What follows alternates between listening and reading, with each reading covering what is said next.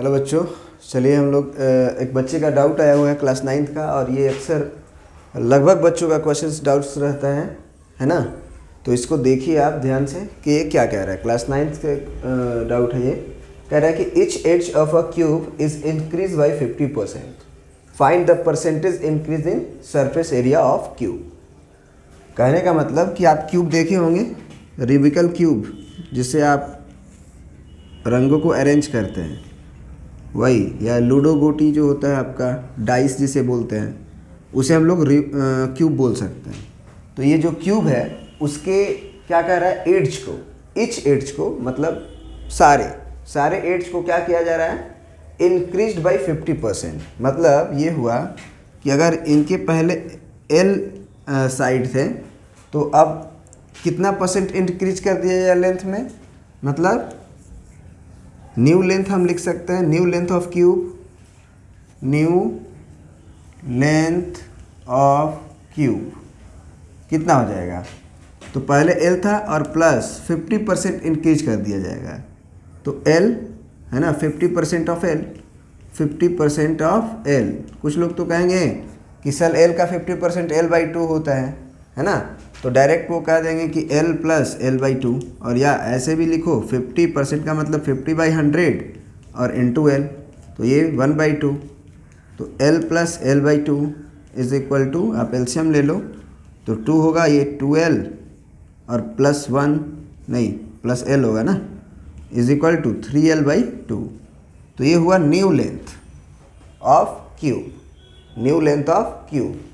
और ये old length कितना था, तो ओल्ड लेंथ था हमारा क्यूब का L, ठीक है। तो हमसे पूछ रहा है कि find the percentage increase in surface area. Surface area में जो परसेंटेज इंक्रीज है वो कितना होगा। लेंथ में तो इंक्रीज हमने लिखा दिया, percentage increase in surface area. अब ज़रा बताओ कि अगर आप एक फार्मूला पढ़े होगे गेन परसेंट, तो गेन परसेंट का फार्मूला क्या होता है, गेन अपॉन CP इंटू 100। इसी फार्मूला को अगर थोड़ा सा फील करो तो तुम्हें समझ में आएगा कि गेन परसेंट मतलब गेन, और CP होता है पहले जो जिसमें वो ख़रीदा था, कॉस्ट प्राइस। तो जो पहले का प्राइस था वो बेचा, वो बाद का प्राइस होता था। मतलब ये CP जो होता है वो ओल्ड प्राइस होता है। तो ओल्ड सरफेस एरिया यहाँ पे होगा। अगर percentage increase in surface area पूछे, परसेंटेज इंक्रीज पूछे, इंक्रीज का मतलब वही gain percent in surface area, in surface area, तो हम क्या लिखेंगे यहाँ पे, increase in surface area, increase in surface area upon, ये गेन है ना, तो गेन का मतलब इंक्रीज, मतलब बाद का माइनस पहले का, डिवाइडेड बाई CP मतलब ओल्ड प्राइस। आप लिख सकते हो ओल्ड सरफेस एरिया। हो गया। ये मतलब फील करना है इस चीज़ को कि गेन बाई CP इंटू 100 कैसे होता है गेन परसेंट में। तो गेन पहले वाला प्राइस होता था, सॉरी गेन चेंज होता था, चेंज है ना, SP माइनस CP। तो उसी तरह से इंक्रीज इन सरफेस एरिया क्या होगा, तो इंक्रीज इन सरफेस एरिया होगा, इंक्रीज सरफेस एरिया बराबर लिख सकते हैं आप new surface area minus old surface area. तो न्यू सरफेस एरिया क्या होगा, तो ये क्यूब है, तो क्यूब का सरफेस एरिया होता है टोटल, जब तक कुछ ना बोले सरफेस एरिया अगर बोलेगा तो हम टोटल लेंगे, अगर कर्व सरफेस एरिया बोलेगा तभी लेंगे, या सरफेस एरिया बोले या टोटल सरफेस एरिया, मतलब एक ही है। जब तक कि वो कर्व सरफेस एरिया या लैटरल सरफेस एरिया नाम ना ले, तो सरफेस एरिया का मतलब आपको टोटल समझना है।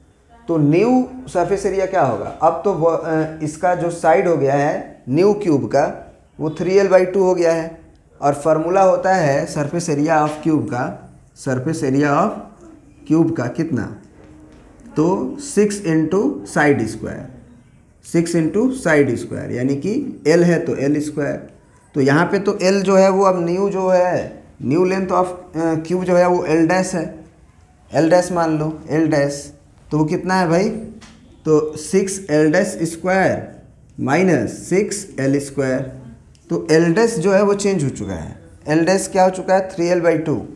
तो यहाँ पे हम लिख सकते हैं 3l/2 और ये 6 रहेगा, है ना, या आप 6 कॉमन ले लो, 6 कॉमन ले लो, दोनों में है। तो ये हो गया एल डैश का स्क्वायर और माइनस एल का स्क्वायर, क्योंकि आपने 6 तो कॉमन ले रखा है।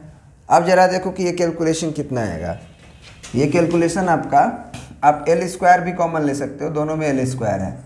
तो 6 अपॉन ये 3 3 जा 9/4 एल स्क्वायर और minus L square.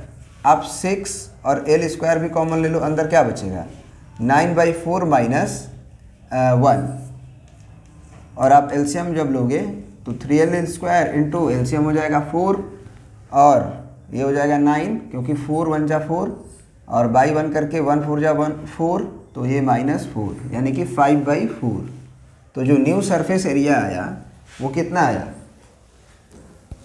New surface area कितना है आपका, न्यू सरफेस एरिया बराबर 6l स्क्वायर, ये कट भी जाएगा 2 से, 2 3 जा और 2 2 जा, तो 3l और यहाँ से देखो 9 में से 4 गया 5, तो 5 और 3 15/2, 15/2 है ना, और ये एल स्क्वायर, ठीक है। ये हुआ 5/2 हुआ, तो 5 3 जा 15 और /2 एल स्क्वायर, ठीक है। ओल्ड सरफेस एरिया तो बहुत आसान है, ओल्ड सरफेस एरिया तो direct L square 6l square होगा।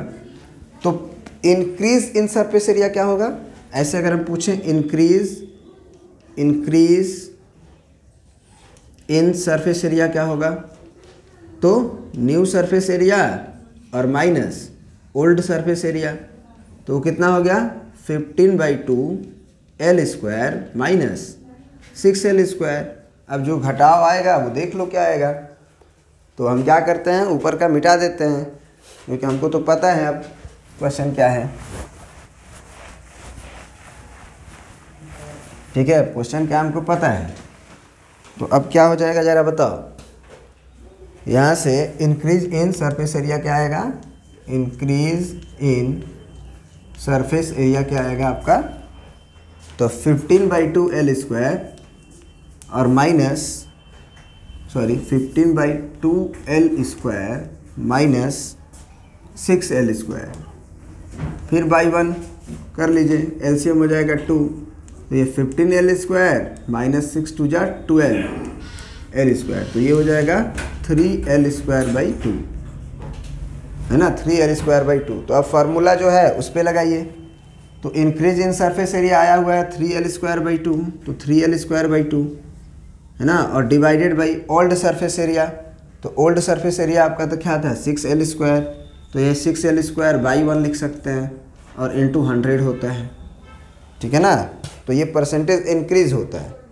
तो अब ये कितना हो जाएगा, परसेंटेज मतलब ये वाला चीज़, percentage increase in surface area is equal to, हम क्या लिख सकते हैं, क्या लिख सकते हैं, तो ये हो जाएगा 3l स्क्वायर/2 और इसको उल्टा करके मल्टीप्लाई करेंगे तो 1/6l स्क्वायर इंटू 100, तो ये हो जाएगा 3 2 जा 6 और ये l स्क्वायर से l स्क्वायर ख़त्म, तो ये हो जाएगा 100/4 यानी कि 25%। आंसर कितना आएगा इसका 25%। मतलब देखो इसको आसानी से भी फटाक से भी बना सकते थे, लेकिन हमने थोड़ा सा एक्सप्लेन किया ताकि आप गेन परसेंट वाले फार्मूला से रिलेट करो, कोई नया क्वेश्चन भी हो तो आप बना सको, ठीक है। Thank you. आंसर हो जाएगा percentage increase in surface area is equal to 25%। और यहीं पे अगर वॉल्यूम में पूछे कि परसेंटेज इंक्रीज इन वॉल्यूम, तो फिर क्या लिखोगे ज़रा सोचो, परसेंटेज इंक्रीज इन वॉल्यूम लिख दे तो बस यही, percentage increase in volume is equal to increase in volume divided by old volume into 100, है ना। परसेंटेज इंक्रीज इन वॉल्यूम पूछे तो इंक्रीज इन वॉल्यूम और डिवाइडेड बाई ओल्ड वॉल्यूम, मतलब ओल्ड जो क्यूब था उसका वॉल्यूम इंटू 100। अब इंक्रीज इन वॉल्यूम कैसे निकालोगे, तो न्यू वॉल्यूम और divided by minus new volume minus old volume, new volume के लिए एल डैश वाला फार्मूला में आपका इसका क्यूब करना होगा, क्योंकि वॉल्यूम का फार्मूला होता है क्यूब का एल का क्यूब, तो एल डैश का क्यूब करोगे तो इसका क्यूब होगा। माइनस 6L ये जो एल साइड वाला था उसका क्यूब घटा के कर लो आप, तो वहाँ से परसेंटेज इंक्रीज इन वॉल्यूम निकल जाएगा। ठीक है, चलिए थैंक यू।